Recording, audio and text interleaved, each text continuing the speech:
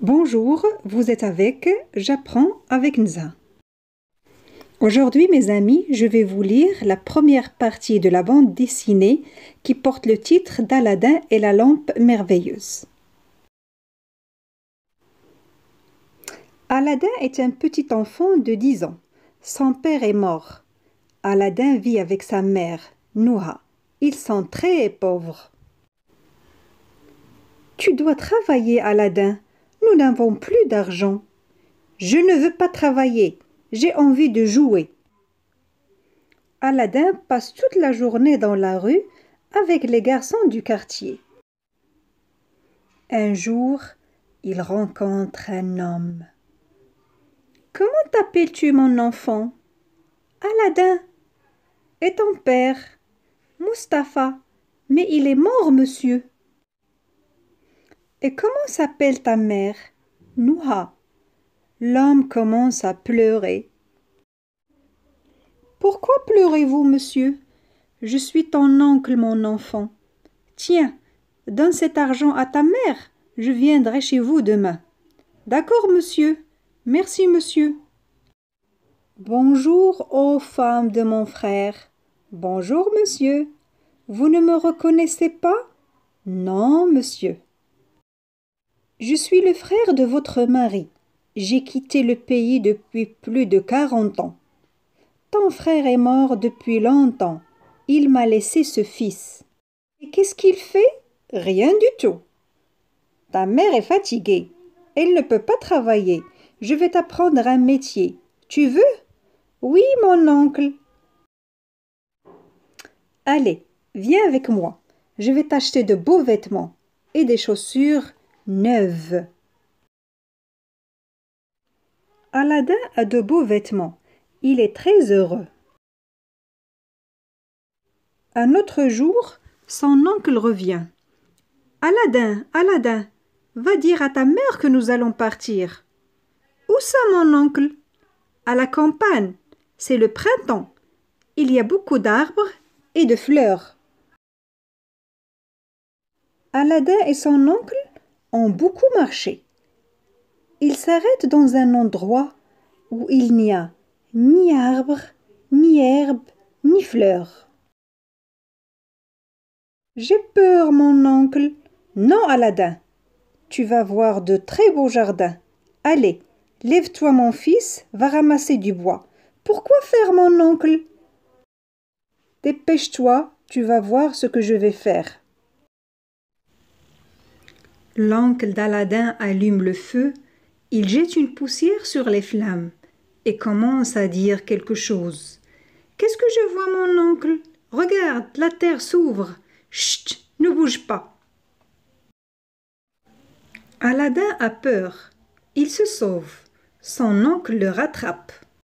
« Attention, Aladin, fais tout ce que je te dis. Sinon... »« Oui, mon oncle, je ne recommencerai plus. Regarde au fond de ce trou. Il y a une pierre rouge. »« Je la vois, mon oncle. » Derrière cette pierre, il y a de l'or. Il est à toi. »« Ah oui, et pourquoi est-il à moi ? » ?»« Parce que toi seul tu peux enlever cette pierre. Mais elle est trop grosse. » »« Du courage, c'est très facile. Tu poses la main sur la pierre et tu dis « Je suis Aladin, fils du tailleur Mustapha, fils lui-même du tailleur Ali. » Et après ? Après, la pierre va bouger et tu verras un escalier vert. Tu descendras au fond de la terre. Ensuite, tu trouveras une porte rouge. Tu l'ouvriras et là tu verras 4 jarres pleines d'or. Je les prends alors ?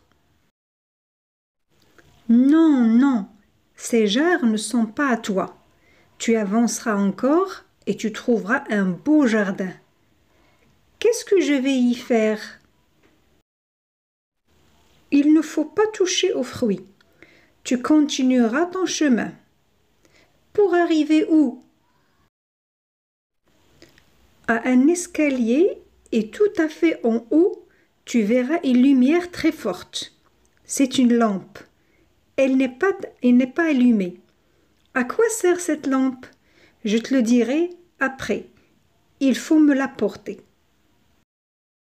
Aladdin fait tout ce que son oncle lui a dit. Mais en sortant, il laisse tomber la lampe et le trou se ferme. Aladdin est resté dedans.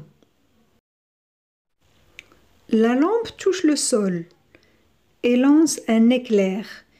Une fumée monte dans la salle.